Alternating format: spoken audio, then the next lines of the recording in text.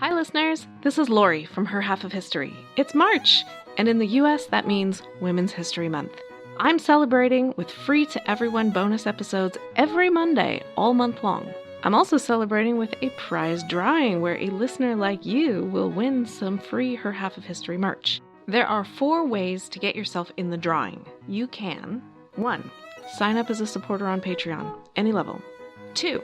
If you're already a Patreon supporter, bump up your current support level. This is cool anyway because if you go all the way to the Her Highness level of support, you get ad-free episodes and bonus episodes all in the same feed on your favorite app. 3. Make a one-time donation. Links to do any of those first 3 options are available on the website, herhalfofhistory.com, and also in the show notes of this episode. The 4th way to get in the drawing is give me a rating or review in your favorite podcast app. This last option doesn't send me any way to contact you, so to get in the drawing, you'll also have to email me a screenshot of it at herhalfofhistory@gmail.com. No matter which option you choose, you'll have my undying gratitude for your support. It really does make a difference as I tell the stories of women in history. This episode is brought to you by Redfin. You're listening to a podcast, which means you're probably multitasking. Maybe even scrolling home listings on Redfin, saving homes without expecting to get them. But Redfin isn't just built for endless browsing. It's built to help you find and own a home. With agents who close twice as many deals, when you find the one, you've got a real shot at getting it. Get started at redfin.com. Own the dream. Welcome to Her Half of History. My name is Lori. The current series is Women in Espionage, and this is episode 8.4, Policarpa Salavarrieta, a spy for Colombia. If your education was anything like mine, you got a brief mention that South America exists. The Inca were cool, the Amazon is big. Maybe you heard the name Simón Bolívar. That's about it. You may even have gotten the impression that South America begins where Texas, New Mexico, Arizona, and California leave off. If so, please pause the audio and go consult a map. Right. Let's try to brush up on South America. Obviously, it was inhabited by many peoples and cultures, of which the Inca were only one. Most of them had no written language, which is why strict history has little to say about them. Archaeology can say a whole lot more, but still not enough. Of particular interest to us today is the northern bit of the continent, the country of Colombia. As I hope your education did tell you, in 1492 Columbus sailed the ocean blue. He never actually made it to the country that was eventually named after him. His companions did set foot in Colombian territory as early as 1499. By 1525, still more Spanish were embarking with a definite intention to stay, founding settlements in Santa Marta and Cartagena. And by 1538, also Santa Fe, later called Santa Fe de Bogotá, and known on modern maps as just Bogotá. These are among the oldest European settlements in South America, and they are certainly older than any European settlement in the United States, including St. Augustine, definitely including Roanoke and Jamestown. Naturally, the indigenous peoples were less than amused at the raids, the violence, and the disease. The Spaniards were on a quest to find the legendary El Dorado, City of Gold. The fact that they had already found and conquered it in Peru was no deterrent. Historian Anthony McFarlane writes that in the 1540s, really not that long after first contact, the surviving Colombian Indians were gathered in encomiendas to provide the tributes required to sustain the invaders' settlements. By the time the Spaniards had conquered enough to call themselves anything, they settled on this area of the world being called the Kingdom of New Granada. This kingdom did not correspond to the modern boundaries of Colombia, but it was roughly in that area. The conquest of the native peoples did provide gold, some of it taken by straight-up grave robbing, and the rest through the establishment of mining operations. This combination of disease, loss of homeland, and harsh treatment meant Indian labor was on a serious decline, hence imported African slaves. Agriculture and ranching also grew in importance, though even they took a blow when the mines began to run a little dry in the 17th century. By then, the country was no longer divided between Indians and Spaniards. There was a born in New Granada poor white and mestizo class. Smuggling was super popular. Spain, like most of the colonial powers, tried to insist that all trade go through them for the benefit of the mother country. Increasingly, their colonies saw no reason to love the mother country, especially when love was calculated monetarily. In the same period, the structure of government changed several times, sometimes lumping them in with Peru, sometimes not. What is clear is that the Spanish governors had a hard time enforcing their decrees. Indian labor was exploited even when the law tried to protect them. The miners refused to pay taxes, and everybody was doing illegal trading deals with the British traders, the Dutch traders, the French traders, and the other Spanish viceroyalties. In 1698, the outmaneuvered governor actually had to flee to Jamaica. By the end of the 18th century, New Granada was largely a mestizo society. The censuses had 4 racial categories: whites, blacks, Indians, and libres de todos colores, free people of all colors, which does not sound like a racial description to me, but it was the largest group by far.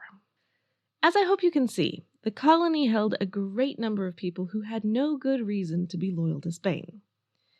The Indians and the blacks definitely had the biggest reasons to complain, but even the whites and the mestizos could say that they weren't really getting top-quality customer service from their non-elected leaders. They also had heard about a little thing called the Haitian Revolution, and then the American Revolution, and then the French Revolution, and a growing number were thinking, maybe let's have some New Grenadine Revolution, yeah? One of those who would think about it was born around 1795. Her name was Policarpa Salavarrieta. Her father was a merchant or artisan in the town of Guaduas. Policarpa was the 5th of 9 children. We know very little about her childhood, but given the future careers of multiple children in the family, it probably wasn't a royalist environment she grew up in. She was still young when a smallpox epidemic killed both her parents. The Salavarrieta children were on their own, and the world around them was changing. By 1808, Napoleon was on the ascendant. He invaded Spain and installed his brother on the throne. In New Granada, they maybe hadn't loved the Spanish monarch, but that did not mean they wanted a French one instead. On November 20th, 1810, an unnamed Spaniard on the streets insulted an unnamed mestizo, who slapped him, which started a brawl, which led to a riot, which led to a revolution. Royal forces were driven out. Huzzah! The revolutionaries dusted their hands and congratulated themselves. In 1813, a Declaration of Freedom was signed, but in 1814, Napoleon was exiled to Elba, and his brother was booted off the Spanish throne. In an episode called Return of the King, a new troop of royal soldiers crossed the pond, and there the New Grenadines were, just a colony again. The new head honcho, General Pablo Morillo, did try to curb some of the abuse that had led to Spain's low customer service ratings in the first place. But he had absolutely no tolerance for any of this liberty or death rhetoric. You would be loyal to the throne, or you would be dead. He would see to that. Suppression did not have the intended effect. Dissent was growing. By this point, Policarpa was working as a maid for a family that had taken her in after her parents died. They had moved to Bogotá. The situation was tense. If you were a young man, you had 2 options: stay in the open and be impressed into the royalist army, or quietly slip away to join the Patriot army.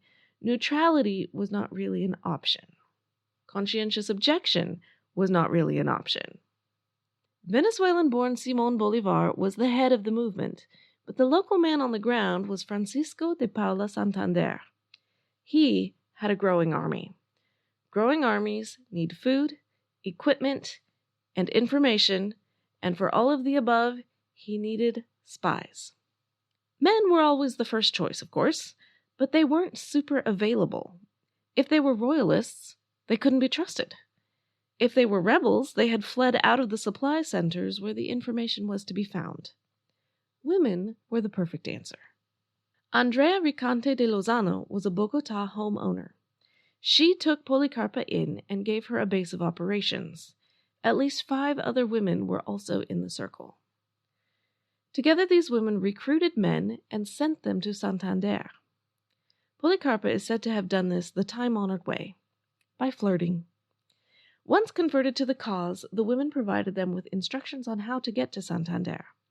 They also sewed uniforms for them. Policarpa is often listed as a seamstress.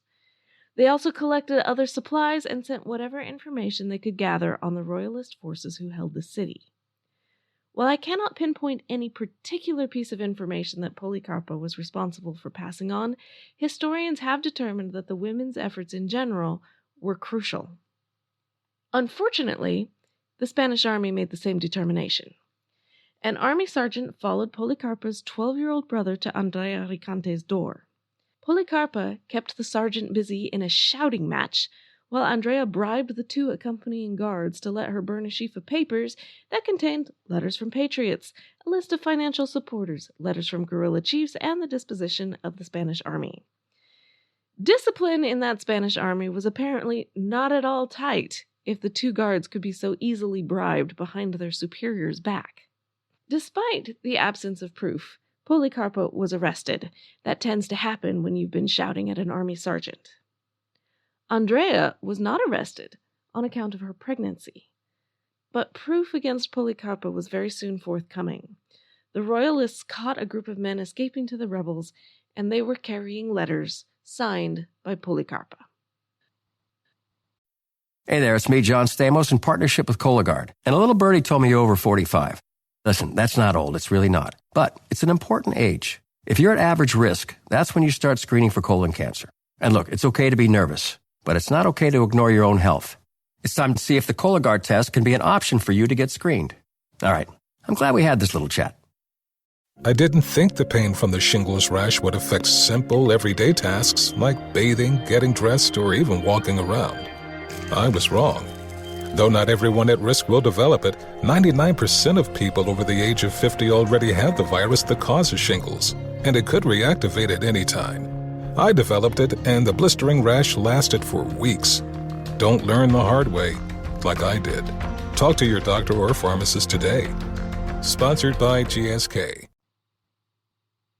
On November 13th, 1817, Policarpa and 8 others were sentenced to be shot. One of them was said to have been her lover, a man she had sent on the road to Santander.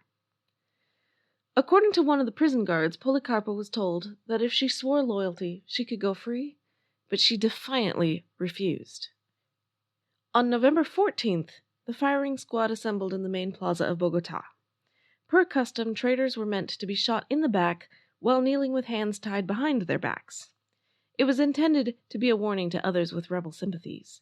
There would be no brave heroics here. Being shot in the back was a coward's death for one who had turned to run away. It was not intended that an undoubted spy like Policarpa would refuse to kneel as she shouted for the firing squad to turn their rifles on the authorities instead. "Assassins!" she screamed. "My death will soon be avenged!" According to some accounts, she also turned around at the last second, so that she was shot in the front rather than the back. In the coming weeks, more of the women in her ring were also executed. Policarpa Salavarrieta is now celebrated as a Colombian heroine. Her story is taught to school children, and the myth-making has grown just as you might expect. La Pola is the teenage martyr whose death led to a frenzy of patriotic zeal and won the glorious revolution. Actually, according to the chronology I've given here, Policarpa was no longer a teenager, and the patriotic zeal was not necessarily galvanized by her death in particular. Other martyrs died as well, and it is true that royalist soldiers continued to desert to the rebels. But we like a good heroine, don't we? After Policarpa's death, Santander continued to rise in the revolutionary ranks. He told Bolívar that Santa Fe de Bogotá should be their primary target, and Bolívar did implement that strategy, liberating it with spectacular victories in the summer of 1819. On December 17, 1819, the Republic of Colombia was officially established and included Venezuela and New Granada. Bolívar's idea, by the way, was to liberate the continent, not just his own native Venezuelan corner of it. He was the new president. Santander was vice president. Spain, of course, did not recognize this new version of their colony. Fighting continued even as the government struggled to pull itself together. That's not a criticism, by the way. The U.S. government also struggled. So did every other revolutionary government. The result of the fallout was that Santander and Bolivar turned out not to be best buddies after all. In 1828, Bolivar assumed powers as a dictator on condition that elections would happen in 1830. In 1830, things fell apart. Over the next few decades, the names and boundaries shifted several times until 1886, when the Republic of Colombia was reborn, smaller than the original one. Meanwhile, Policarpa was a dead heroine everyone could rally around. Well, everyone except the Spanish, of course. Policarpa is credited with a lot more of a death speech than I have given her. Words like, "Lazy people! How diverse would be your lot today if you knew the price of freedom! But it is not too late. See that although a woman and young, I have more than enough courage to suffer death and 1,000 more deaths. Do not forget my example." Quite a long speech from someone with her back to a firing squad, but thrilling. As with last week's Agent 355, the eyewitness accounts are somewhat short, but the speculation and the outright fabrication were only getting started. She was memorialized in a play as early as 1820, only 3 years after her death. The Spanish weren't even all gone yet. The playwright had competition for his subject, for he wrote that no matter how bad his play, at least it was better than all the others with the same name. By 1837, there was a hymn to La Pola. The most enduring account of her was written by 1857 by José Hilario López, who said he was a private in the Spanish army in 1817. But he was also building liberal ideas and symbols in his book, so of course that would color his memories of events that happened 40 years earlier. It's really not an ideal source, but it is better than pretty much anything else we've got. Policarpa's most iconic painting was also done in 1857 by an artist who never saw her. He made her skin white and her eyes blue to correspond with the time period's ideas of beauty, though the original accounts say little about her physical appearance. I do not even know which of those 4 racial categories she would fall in. In 1910, there was a statue of La Pola in Bogota, which I believe can still be seen today. She had by then taken on direct comparisons with Joan of Arc. Of course she needed a statue. And in the modern world, she is the heroine of novels, telenovelas, erotic literature, and a feminist punk rock group called Las Polas. The more official, state-sanctioned honoring of her is financial. She's on the current Colombian 10,000 peso bill. They also celebrate November 14th as the official Day of the Colombian Woman. None of the other spies I will cover in this series became a nationally recognized hero, at least not for their spy work. I suppose you could call that success, though I suspect Policarpa would have preferred to live and see her country's victory. My major source for Policarpa's life was Jerome Adams' book, Notable Latin American Women, 29 Leaders, Rebels, Poets, Battlers, and Spies, 1500 to 1900. Please visit the website herhalfofhistory.com to see the other sources, a transcript, and pictures. Please follow me on social media, on Twitter at her_half, or on Facebook at Her Half of History. If you can find it in your heart to leave me a review on any platform, that would be great. And come back next week when I head north to the American Civil War. Thanks!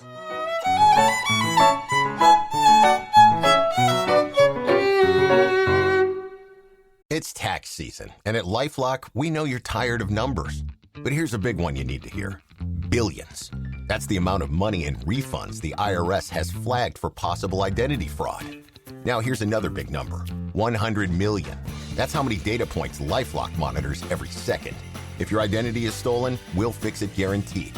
One last big number. Save up to 40% your first year. Visit lifelock.com/podcast for the threats you can't control. Terms apply. I'm Ken Harbaugh, host of Burn the Boats from Evergreen Podcasts. I interview political leaders and influencers, folks like award-winning journalist Soledad O'Brien and conservative columnist Bill Kristol, about the choices they confront when failure is not an option. I won't agree with everyone I talk to, but I respect anyone who believes in something enough to risk everything for it.